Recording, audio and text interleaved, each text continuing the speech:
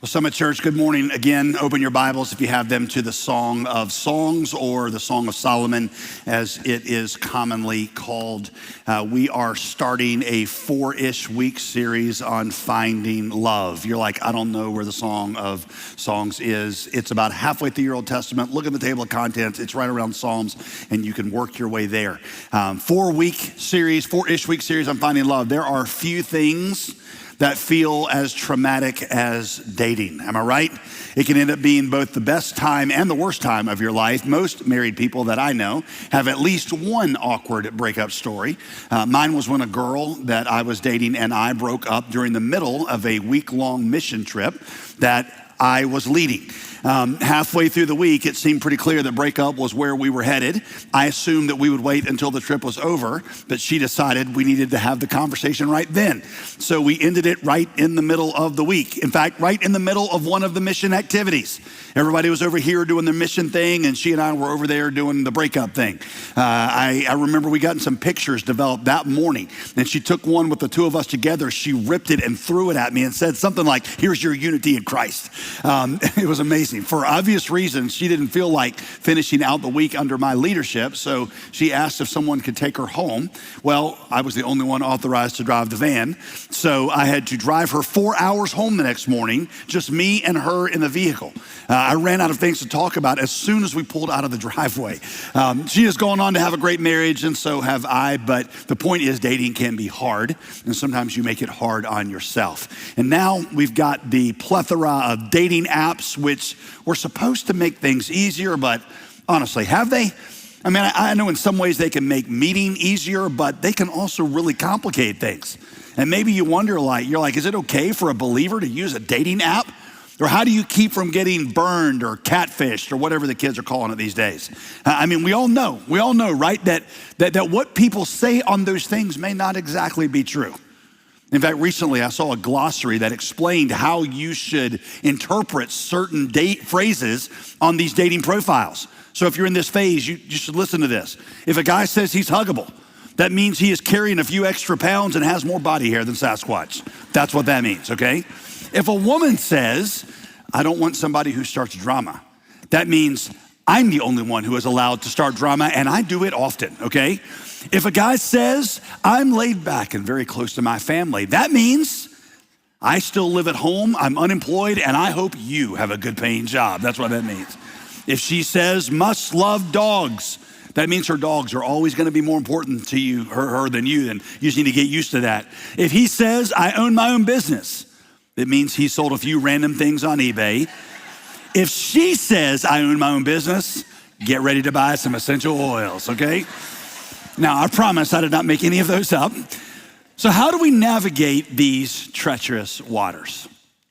Well, of course, we're gonna turn to God's word, specifically to two of the most ancient writings out there about romantic love. Even if you're not a Christian, I think you might find this fascinating to see how some of the oldest books in the world talk about romantic love. I'm gonna do the first week and the fourth week from Solomon's Song of Songs. It was written in about 965 BC, and what we have is basically the same transcript from what it was written back then.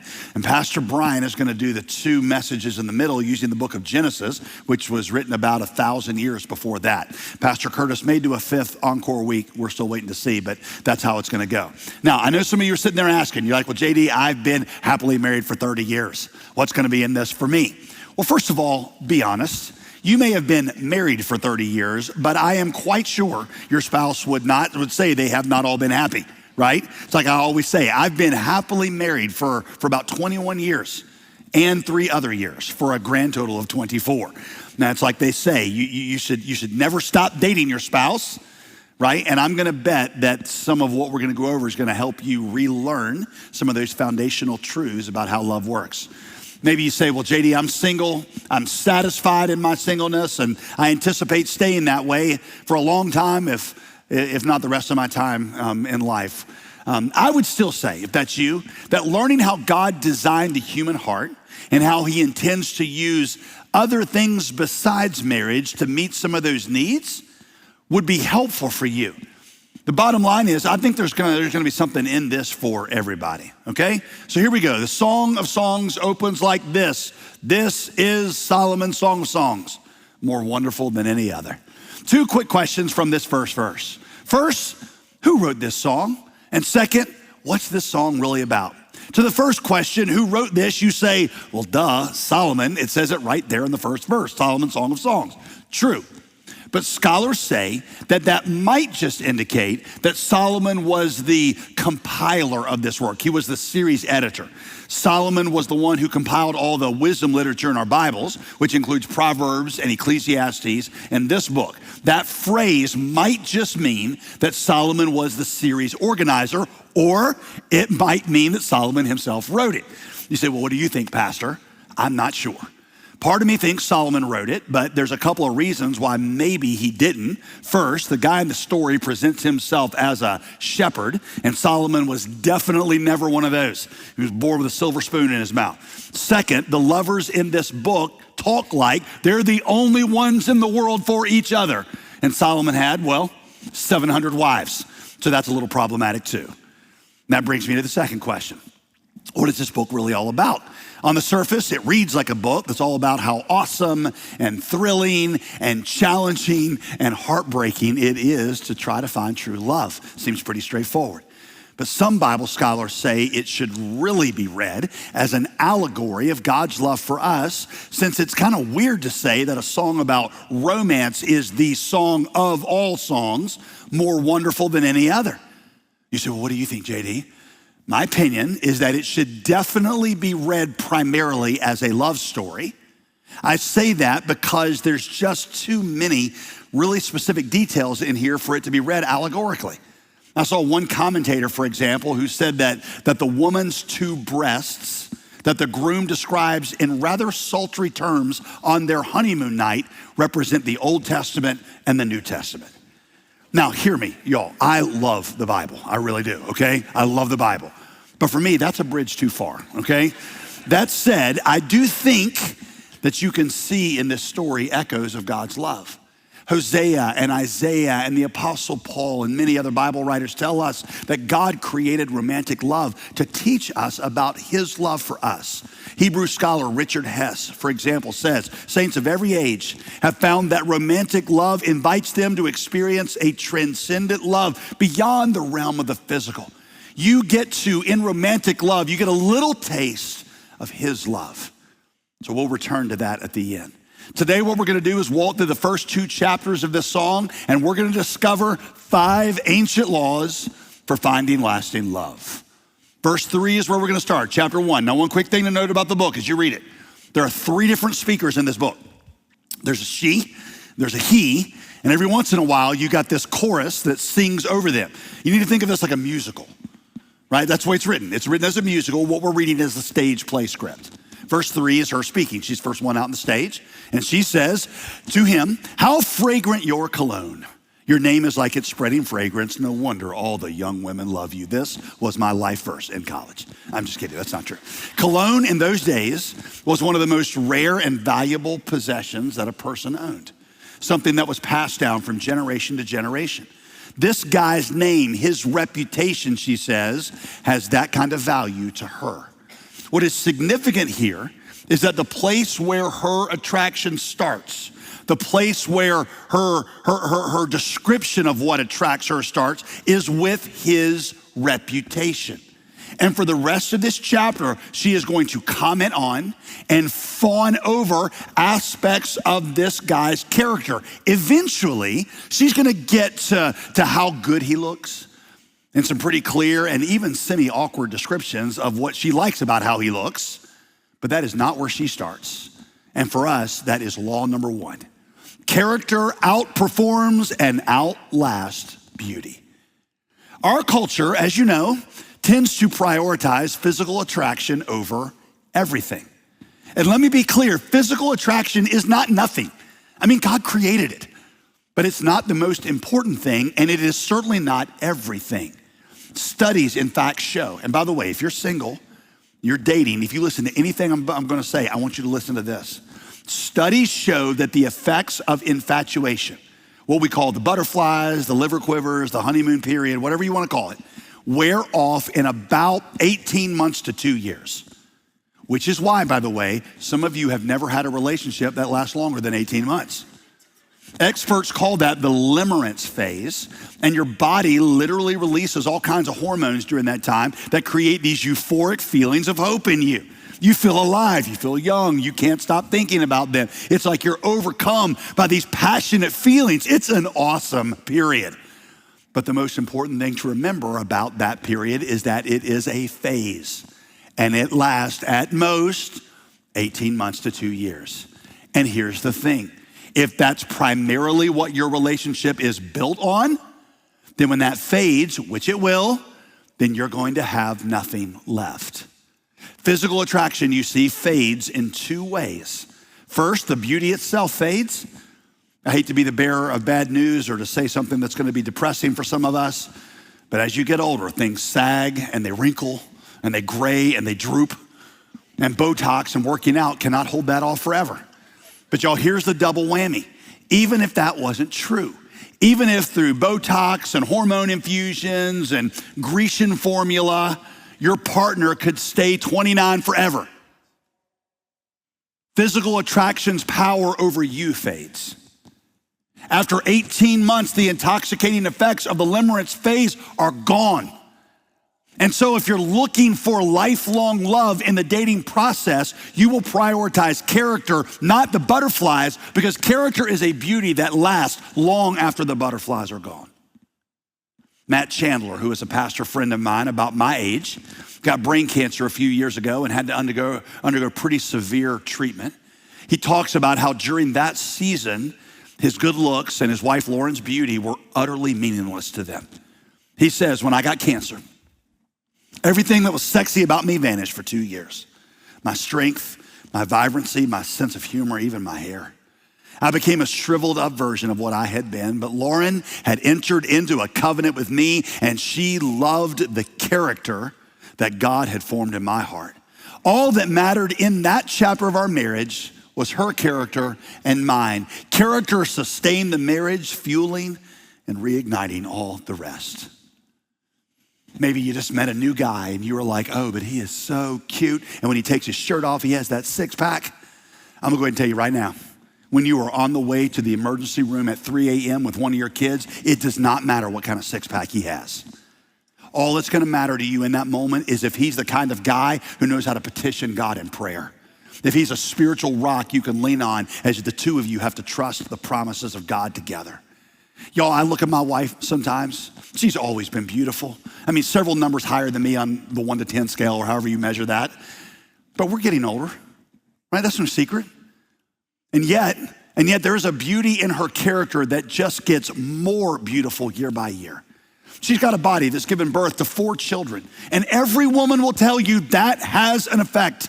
But what I see is a body that has sacrificed itself for 24 years to serve me and our kids. And that's even more beautiful than what I fell in love with in college. I look forward to growing old with her because she gets more beautiful year by year, even as our bodies get older. Now, again, you say, well, JD, are you trying to say physical attraction should mean nothing at all? That I should just date her for Jesus? No, I'm not saying that. And neither is this woman in the Song of Songs. God created physical attraction. You should not date somebody that you're not attracted to. You should not do that for their sake. Right, guys, if you need to hear this, no girl ever wants to hear you say, I don't really find you physically attractive at all, but your quiet time routine is on point, let me tell you, okay? No, you need to pursue somebody that you're attracted to. I'm just saying that what should attract you first and most is character. Law number 2 comes right out of law number 1. Be with somebody who builds you up. In verse 6, she says, don't stare at me because I'm dark. The sun has darkened my skin. My mother's sons were very angry with me. They forced me to care for their vineyards, so I couldn't care for myself. I couldn't take care of myself, my own vineyard. You know, it's funny how beauty standards change from culture to culture and age to age. Today, many of us seek a tan. At least white people do that. We will lay out in the sun for hours or spray weird chemicals on ourselves to get darker. In those days, however, a tan was considered unflattering because it meant somebody worked in the fields, which meant they were po. Bottom line is that this girl is insecure about how she looks. So in verse 9, he responds to her and he says to her, into her insecurity, I compare you, my love, to a mare among Pharaoh's chariots. Now, I'm not sure it's advisable to compare your girlfriend to a horse, just for the record, okay? But go with me here for a minute. The Egyptian pharaohs had these famous white mares that pulled his personal chariot. They were considered to be the most beautiful horses in the world. Egyptians thought they originated from the garden of the gods themselves. This man says to his girlfriend, I see you like one of them. He sees her as this whole beautiful package, not just one or two physical characteristics that she's insecure about. If you will indulge me one more time, let me give you one more example of God's great gift to me in Veronica. If I can list out all the qualities that I love most about her, near the top and maybe at the very top, is how I feel about myself when I'm with her, whether that's in private or in public. She is my biggest fan. I mean, she will tell me when she thinks I'm wrong, and we get into it sometimes, but she is my constant encourager. From the very beginning, she has helped me see the unique way that God has shaped me and helped me believe in what he had for me. Yes, I got flaws like everybody else that would make me feel insecure. I got things just like this woman has, and so do you, that if we focus and zeroed in on those things, they could be mocked or made fun of, and I would feel insecure about them. And yeah, we know about them, and every once in a while we talk about them, but she mainly calls out the strengths that make me feel like a mare among Pharaoh's chariots, or whatever the male version of that is. Mare is a female, right? Isn't that right? And a mare female? What's the male version of mare? Stallion? Stud? I like stud. We'll go with stud, okay? I want to be with somebody, and you should be with somebody who locks in on that inner beauty, that unique manifestation of God's image in you, and calls that out. You should be the best version of yourself around them. Maybe you're a girl in here, and you're like, well, JD, I would love a guy like that. But I seem to only ever attract guys who want one thing. Well, first of all, I just want to say I am sorry about that. That is wrong. No woman deserves to be objectified. There are shallow guys like that who are only into women for their looks or for sex, and I would strongly encourage you to avoid them. But I would also encourage you to do what this woman does in Song of Solomon 1, and that is to make sure that you consider what you are putting forward about yourself. What does how you present yourself communicate about what is most important to you? For example, does your social media scream, daughter of the king who cares about character? Or does it scream, look at me, how I look, or what I'm wearing? Hear me, I am not asking this to shame you or to blame you for anything. I'm just urging you to do what this woman does in Song of Songs 1, and that is make sure that in all the ways you present yourself, what you post, what you dress, any of it, that you be like this woman and communicate that what you value most is character. And that brings me to a really important question. Instead of only asking, what kind of person am I looking for? You should also ask, am I becoming the person that the person I'm looking for is looking for? That's the way Andy Stanley says that question, and I love it. Am I becoming the kind of person that the person I'm looking for is looking for? For example, ladies, you want a spiritual leader and a husband, as you should. Are you the kind of woman that spiritual leader is looking for? Because Matthew 6:33 tells you to focus on what God is doing in your life. Focus on the kingdom of God. Focus on becoming that kind of person. And then God will add the spouse when he is ready. Become the person that the person you are looking for is looking for. By the way, that's great advice even if you never get married. Focus on becoming Christ-like. That's what God wants to do in your life. That's ultimately the point of life anyway. Law number 3. This woman tells us to build the pyramid properly. Build the pyramid properly. Eventually, they get to the physical attraction. For example, verse 15, he says, behold, you are beautiful, my love. Behold, you are beautiful. And I don't even mean like just, beautiful in your character. Your eyes are intoxicating. They're like doves. In chapter 2, she describes the growth of physical sexual desire in their relationship. In fact, in verse 5 of chapter 2, she says, strengthen me with raisins. By the way, if this were a Hebrew audience, when I said that just now, everybody would have giggled. Because raisins in those days were considered an aphrodisiac. She is basically saying, pour me some wine and turn on the Marvin Gaye. Then verse 6, she's like, his left hand is under my head and his right hand embraces me. Y'all, that is about as sultry as the Bible can get. Because she is describing a romantic position. She wants to give herself physically and sexually to this man. What is most instructive for us is how she's gotten to this point. She's admired his character for a whole chapter. In chapter 1, verse 9, he's built her up and helped her feel secure about herself. In verse 1 of chapter 2, he makes her feel special. He calls her a lily among thorn bushes. In verse 3 of chapter 2, look at it. She talks about how safe she feels around him. With great delight, she says, I sat in his shadow. She feels protected by him and cared for by him and covered by him and protected by him and loved by him. And now she is ready to give herself to him. There's a joke that Dr. Danny Aiken, the president of Southeastern Seminary, told me and Veronica in the early days of our marriage. He was sitting with the two of us, and he said to us, he said, hey, you know that the one piece of advice I give you for maintaining a happy marriage is to remember that men are a lot like dogs and women are a lot like cats. Well, that begs the question, how so? So he looked right at Veronica. He said, what you need to remember is that in the marriage, men are a lot like dogs. He looked at her, he said, how do you make a dog happy? How do you make a dog happy? He said, there are three things you do that make any dog happy. You feed it, you praise it, and you play with it. You interpret that how you will. He then said, women are a lot like cats. How do you make a cat happy? Nobody really knows. And whatever works one time is probably not gonna work the second time, okay? He said, that's what you gotta remember. By the way, we laugh at that, and some guys tell me they feel so seen when I say that. But this lady in the Song of Songs would probably respond to that by saying, well, we're not as mysterious as you think. A man who makes his wife feel secure and special and safe opens up all kinds of pockets of love from her, like this woman in the Song of Songs. That is why the old proverb is that for her, great sex starts in the kitchen, not the bedroom, because that's the place where these things are communicated. You're secure with me. You're special to me. You're safe with me. By the way, this is really good news for all of us average looking guys out there. The way girls are wired is actually good for you. See, when you know how to encourage her and build her up, and when you're a spiritual leader, she starts to think you're better looking than you are. You may not have chiseled abs or a beautiful voice like Hank Murphy's or gorgeous John Mueller hair, but you can be a person of character who knows how to love and build her up and make her feel secure and special and safe. What this lady shows us in chapters 1 and 2 is that's how many women are wired. The flip side of this, guys, is that when a man stops making his wife feel this way, he makes her vulnerable to another guy stepping in to do that. Hear me, I am not excusing anything she did or blaming you. Her sinful choice was not your fault.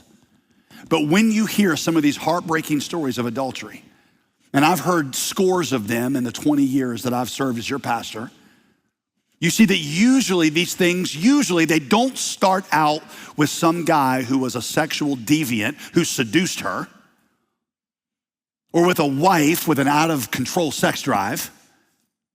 It was just that some other guy started to make her feel seen and secure and special and safe in ways that her husband stopped doing years ago. And again, that does not justify any unfaithfulness on her part. That was a wicked and inexcusable choice on her part. I'm just saying that you can sustain your marriage by continuing to do those things long after the dating phase is over. As I've heard it said, if you don't date your wife, somebody else might. So married men, it's a good question for you and me to ask ourselves. And I will direct this toward the men, since the woman is the one talking in chapter 2, that this would apply both ways. I'll ask you men though. How well do you do in making her feel secure and special and safe? Do you act interested in what she is saying? Do you stop looking at your phone or the TV when she is talking? I'll be honest. Sometimes I feel fully capable of watching whatever show I'm watching and hearing whatever my wife is saying. I'll be like, hey, I can actually repeat back what you just said, word for word. You want me to do it? And Veronica tells me, no, I want you to listen to me with your face. This is what she wants me to listen to her with lots of nodding and grunts and uh-huh and oh, I bet, and that kind of language. Do you plan out date nights? And when you do you make sure that you face away from the TV in whatever restaurant you're in so that you can focus on her? Do you shave and put on cologne and wear something that doesn't have a sports team name or a picture of a big mouth bass on it when you go out? These are all implications of what we see here in chapter 1 and 2. But I labeled this point, build the pyramid properly, because I wanted to highlight how she says sexual desire developed in this relationship because it has massive implications for dating. Here we go. God made us so that sexuality, the best sex, physical oneness, happens when it is the icing on the cake of oneness in every other aspect of our lives. I've taught on this a lot over the years, but sex is supposed to be a physical oneness that corresponds to oneness in every other way. Spiritually, you become one. Emotionally, you're one. Financially, you're one. Your families have become one. Your last names have become one. Your bank accounts are one. Your futures are one. All of it's one. That's why sex is supposed to happen only within the context of a covenant marriage.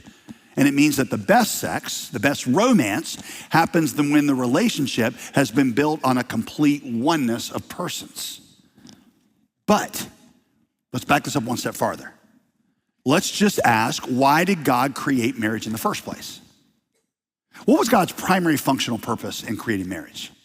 What need was he trying to fix?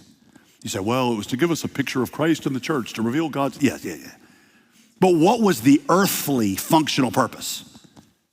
What problem was he trying to fix? Was it for procreation? Was it for the alleviation of sexual desire? Yo, listen, what I'm about to say will radically change how you approach dating and marriage if you understand it. Single people, listen really closely. God's primary purpose was companionship, friendship. When God saw man single, did God look at Adam and say, oh no, how's he gonna have kids and propagate the species? We better make a female. No, the problem God was attempting to solve was this. He said, it is not good for man to be alone.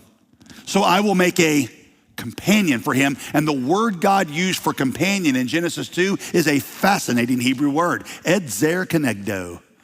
If you are looking for a great pet name for your spouse, there it is. Oh, my little edzer kenegdo. It means in Hebrew literally different but the same. You are two different genders, and that brings difference to the marriage, difference of perspective, difference of temperament, difference of body, and all that stuff. But you are also the same. You are companions and friends in this task called life. Here's what that means for dating. If marriage is fundamentally about friendship, and God says that's what it's for, then what you should most be looking for when you date is somebody who can be your friend. Because that's God's ultimate earthly purpose for marriage. In fact, let me show you this. I want you to think of building the relationship the way this woman is telling you to do it. I want you to think of it like building a pyramid, okay? The first layer we have here is spiritual. If you're choosing a companion, a partner, a friend in life, you're gonna be partners in life, then you gotta choose somebody who shares your deepest and most fundamental commitments. Let me just say this as plainly as I can. If you call yourself a Christian, I'm not sure why you would ever intentionally date or marry somebody who was not a Christian. And not just a Christian, why you'd ever date or marry somebody without the same vision for life that you have. I mean, scripture says it even more plainly, 2 Corinthians 6:14, do not be unequally yoked with unbelievers. Don't see that as a restrictive rule. See that as a loving instruction. I mean, this is going to be your companion for life. It's going to be your life partner. And if they're not a Christian, you are never going to be able to share the deepest parts of you with them. And sometimes the two of you are going to be pulling in opposite directions. Long after all the butterflies have worn off, you're going to have questions like how to spend your money, what values to raise your kids by, and what you should do in your retirement. And if that person is not a Christian, you're going to be like two oxen, Paul says, in one yoke trying to pull the sled in two different directions. By the way, sometimes we have people in here listening to me who are not Christians, and they are dating a Christian here at our church. And when I say that, they think I'm being mean when I say that, you tell a Christian they shouldn't be dating a non-Christian. Listen, friend, I'm not being mean. In fact, if you're not a Christian, I will tell you for your sake, you should not date a Christian unless you plan to become one. Because let me be very clear. That Christian you're dating right now, that one you're sitting next to, really wants to convert you. You may prove it? They invited you here today, didn't they? And that's why every once in a while they give you the side eye and they're looking at you to see if I'm connecting with you. That's what they're seeing. By the way, their whole family is praying for you this morning. They all know you're here. Everybody in the family is just gonna keep praying for you, and nobody's ever really gonna be happy until you become a Christian. So I would just tell you, for your sake, don't date a Christian unless you plan to become one. So spiritual, the second layer we're gonna put on here is emotional. By this, I mean like how good of a partner they're gonna make for you in life. I don't mean you gotta like all the same things. You don't have to both love sports or hunting or Taylor Swift or home design. I don't mean that. But is this the kind of person that you want to process your day with for the rest of your life? Is this the kind of person you want to go on vacation with? Is this the kind of person you want to retire with?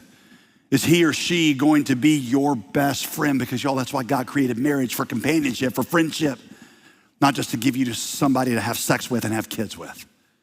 Spiritual, emotional, and then obviously the last layer here is physical. This is supposed to sit on top of all the others. As we've seen, it's the least substantive of the three layers, which is why it's the smallest. This is how a healthy marriage is supposed to look. And when it's built like this, then when this up here fades, like it will one day, then you still got all this. And this makes for a solid marriage. That said, if you build it like most people in our culture build it, which is this way, you got physical here, and then, hey, we can't, this is where all the action's happening, and oh yeah, we also kind of like each other, and I don't know, we don't really talk about a whole lot of things spiritually. If that's what you do, does this look like a really stable structure? And when this goes one day, which it will, this is what happens to your relationship. Which leads me to law number 4. Sex sabotages the clarity process. Chapter 2, verse 7, here's what she says. Promise me, O women of Jerusalem, by the gazelles and the wild deer, not to awaken love until the time is right. You say, Jay, why'd you change your voice when you said gazelles and wild deer? Because in Hebrew thought, gazelles and wild deer represent youthful sexual vigor. This young lady says, keep them hibernating until it's time for them to run. But then let them out of the cage and let them go wild. Why is she saying that here at the end of the dating process?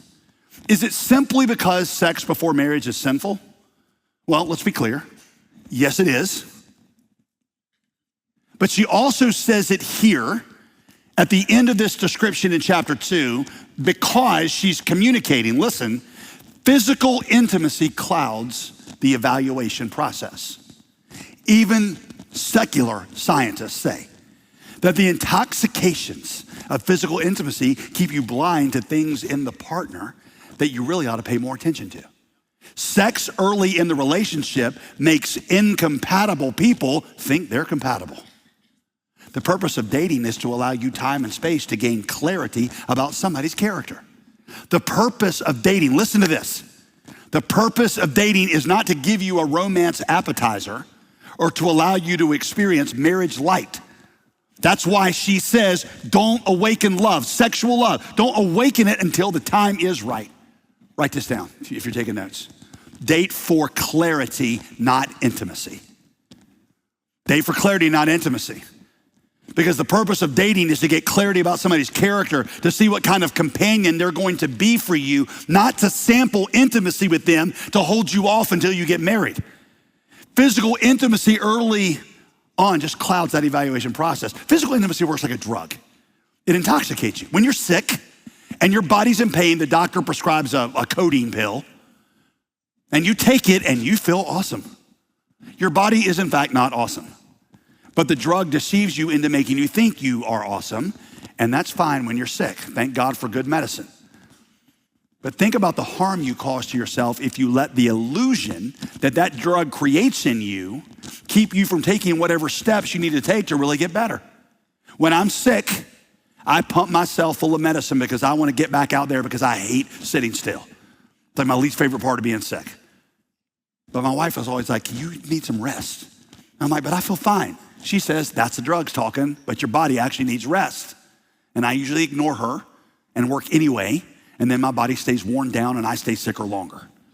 The intoxication of physical intimacy keeps you from seeing what is really going on in the relationship and who they really are. And when the physical excitement of sex fades, which it will, all you're left with is a sick relationship.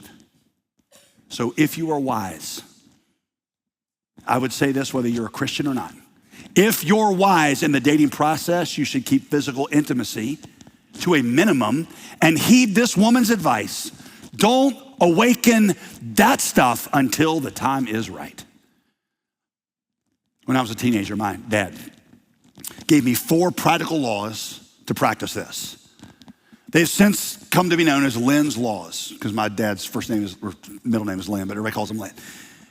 And they're actually a little famous around the Summit Church. Here's what I was told this when I was 16 years old. Son, number 1, nothing in the dark. Number 2, nothing below the chin. Number 3, never, ever, ever, ever lie down. Nothing good ever comes from that. It's like Matt Chandler says, never in the history of humankind has a guy and girl lying down to watch a movie together led to discussions about cinematography or the symbolic resonance of the director's body of work. Never. It will lead to one place. He said, never lie down. Number 4, nothing should last longer than 5 seconds. Because once it crosses 5 seconds, it almost for sure has become sinful. You say, those in the Bible? No. They're just guidelines. But see, they helped me not awaken love until it was time. And when I held to those, they kept me out of a lot of trouble. One of our campus pastors, Eric Gravel, Chapel Hill campus pastor, he distinguishes between acts of affection and acts of passion. I think it's really helpful. Acts of affection when dating can be appropriate. Acts of, I'm not emotional, I need a thing of water. Acts of affection when dating can be appropriate. Is this your used body of water? Bottle one? Are you sick? Tasted even sweeter. Yeah, okay, thank you. All right, here we go. Acts of affection when you're dating can be appropriate. Acts of passion awaken love before it's time, and so avoid those. Singles, listen to me, okay? I know that living like this is difficult, countercultural. Sex is common in the dating culture, even expected. So is divorce. And I think you're here because you want something different than what the world is putting out there, don't you? But see, here's the thing, listen. If you want something very few people have, then you gotta be willing to do what very few people are willing to do. You gotta build your relationship differently. Sometimes I get asked, well, does this apply to high school students? How does this apply to high school students? Should high school students be able to date? Full disclosure, we don't have a rule against that at our house. We have allowed our kids to go out on dates at age 16. But since they're not ready to get married, and won't be for, I guess, mid-30s, I'm guessing is when they'll be ready. Because dating is a road that leads to marriage, it doesn't make a whole lot of sense to go really far down that road if you got no intention of getting to the destination. So I tell my kids in their dating relationships to prioritize friendships, especially in the dating years. Don't awaken love until it's time. We always told our kids that the 3 ideals to pursue in this stage are non-exclusive, non-physical, non-escalating. Because once something is exclusive, physical, and escalating, you are definitely awakening love and getting up into that physical realm. Law number 5, give the relationship a little TLC. TLC is time for learning and community. Remember, you're dating for clarity, not for intimacy. And character is best seen not through the lens of intimacy. In fact, that just usually clouds things. What you need for clarity that you see in the Song of Songs is you need time for learning and for observation, and you need community to help you with that. I say time to learn because usually it takes time to reveal somebody's character. Time gives you a chance to observe them in different seasons, different relationships. In the beginning of the dating stage, they're in used car salesman mode, trying to hide all the defects. You hear a rattle in the engine, you turn up the stereo. You need time to see how they treat their parents. Because the single best predictor of how they're gonna treat you one day is how they treat their family now. Or how they treat their friends, their siblings. Do they keep their word? Newsflash, if they don't keep their word to others, then one day they're not gonna keep it to you either. How about this one? This one might be a little bit of a gut punch. Can they keep their hands off you? Because if they don't have the self-control to keep their hands off you now, why would you think they'll have the self-control to keep their hands off somebody else later when your intoxicating effects on them have worn off? You need time to see the real them. You also need enough time for the intoxication to wear off from you so that you can see the real them and not the romanticized, idealized version of them that you created in your head because you were all hopped up on pheromones. And yeah, I know, you don't have to email me. I know there are people who meet and 2 weeks later they're engaged and they make it okay. I'm not saying that never happens. I'm just saying it's not best practice, especially when you're young.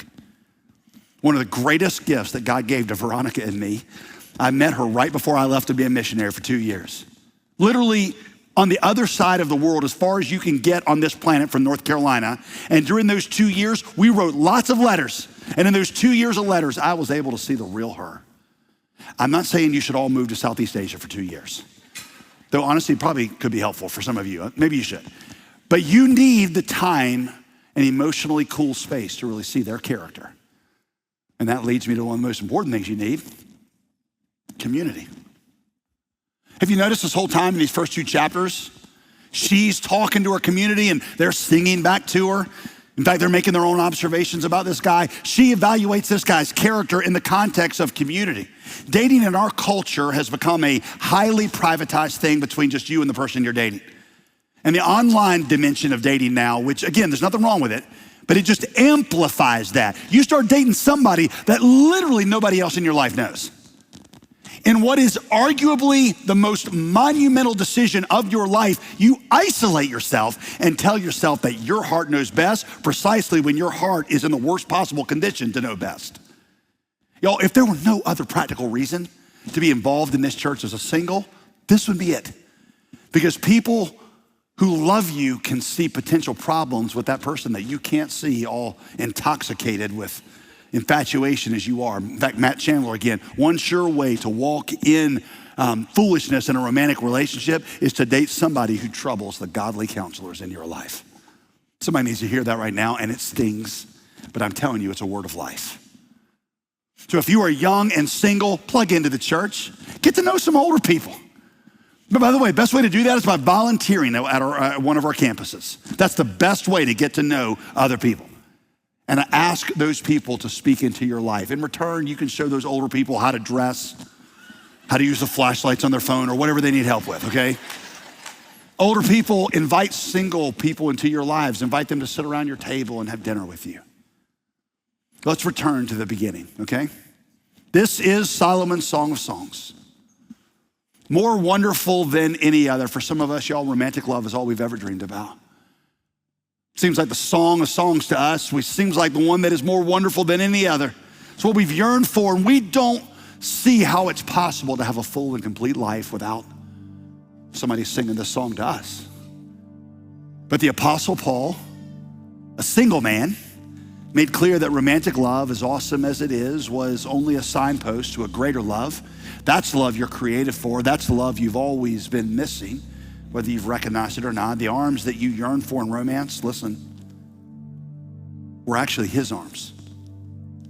What your soul was craving was not something from another human. It was craving something from God. You longed to be known and to be loved. You longed to be known completely, seen as you are and accepted as you are and loved unconditionally. And that's the love that God gave at the cross. Tim Keller says there's a myth that many people in our culture believe called the right person myth. That myth says that there is a perfect right person out there for you. And if you don't find that person, you're never gonna be happy. Can I tell you why it's a myth? Listen, I'm gonna tell you why it's a myth. You always marry the wrong person. Go home and say that to your spouse today. You are the wrong person for me. It's true. And that's because the love you were created for, the love you yearn for, the person that you were designed to be complete in. It's not them, it's Jesus.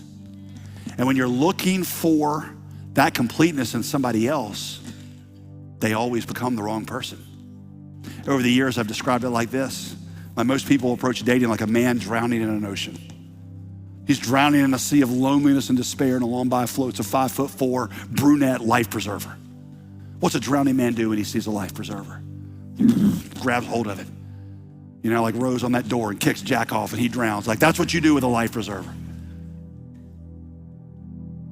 He sucks the life out of her because he's dependent on things from her that she was never designed to give him. I've told you this, lonely, insecure single people become lonely, insecure married people. Because problems like loneliness and insecurity aren't cured by another human being. They're only cured by the love of God. Marriage does not solve emptiness. It just exposes it. That's why I always say, listen, that you're not really ready to date until you're ready not to date. Because until you're ready not to date, that is, until you know that you can be a happy and complete person, even if you're single, you're gonna try to turn that marriage partner into something they were never designed to be. Plus, that person you're marrying is a sinner, which means they're gonna let you down. No sinner is ever gonna be able to understand you adequately, love you completely. No sinner is ever gonna be a perfect companion to you. As much as I love Veronica and as much as she loves me, we get each other wrong and let each other down all the time. The way Tim Keller says it, the best you can hope for in marriage is less of a bad match, because everybody ends up disappointing you. But see, that also gives you a freedom in marriage, doesn't it? It gives me a freedom in marriage. I'm not counting on you, Veronica, to complete me, because Jesus completes me. And if Jesus is the one who completes me, that changes what I need from you. I don't desperately depend on you for meaning and life and security. I'm full in him, and I can love you out of the overflow of who I am in him and out of the desperation of what I am without him. And that enables me to forgive you when you fail me. Takes a lot of the pressure out of dating too, doesn't it? You see, rather than feeling like you're on this desperate, obsessive search for the right person who is the essential key to a happy life, you can find your completeness in him and trust him to meet your companionship needs in whatever way he sees fit. Now you realize this, there are other ways God can meet our companionship needs, right? When you're in a situation where marriage isn't available. Marriage might be the first way that God met our loneliness problem. It might even say it's the preferred way, but it's not the only way. In fact, the New Testament tells us that the companionship in marriage is just a pointer to the unity of the body of Christ, the church. If you're not married now, God intends you to find these companionship needs in the church. When Jesus was asked about his earthly family, he pointed to his followers and he said, these are my family. This is my brothers and sisters and mother. Y'all listen, every time you pray to a man who died as a 33-year-old single adult and never had a single romantic fling throughout his entire life. And yet he was the happiest and most fulfilled person who ever walked the face of the earth. And you're complete in him. He's the right person for you. His song is the song of songs. His song is the one more wonderful than any other. And that's a song he's singing over you right now. And when you receive it, you can start to date out of fullness and not out of emptiness. Bow your heads if you would with me. Our worship teams are making their way up here. Friend, maybe you need to be reconciled to God. Maybe you recognize that this search you've been on for romantic love was really the arms you've been looking for, his arms. There's a God who has loved you fully and completely and gave himself for you to pay for all your sin. He stretched out his arms to receive you if you will receive him. He will come into your life and save you. What if you let him in right now? You could just say, Jesus, I believe that you died for my sin, and I receive you into my life. Here's another application. If you're single, would you right now tell God that you'll trust him and do it his way? That's hard. God, I'm gonna trust you. I'm gonna do it your way. I'm gonna focus on you. I'm gonna seek you. I'm gonna become this kind of person. And I'll trust you to add this when you want to, if you want to. I don't need it. I'm complete in you. I want it, but I don't need it. There are some very important things happening around you. If you're already married, would you just right now pray for the single people in our church, that they'll have faith to trust God, do it his way, wait on him. If you're single, would you pray for married people, that they would have Christ-centered homes and relationships? Let me leave you in this moment. Our worship team is gonna make their way back up here. Just leave you in this moment, sitting with the Holy Spirit there at work in your heart. He's the real preacher, not me. In just a moment, our worship teams are gonna come and they're gonna lead us, but you let him speak to you for a couple moments and then they'll lead us.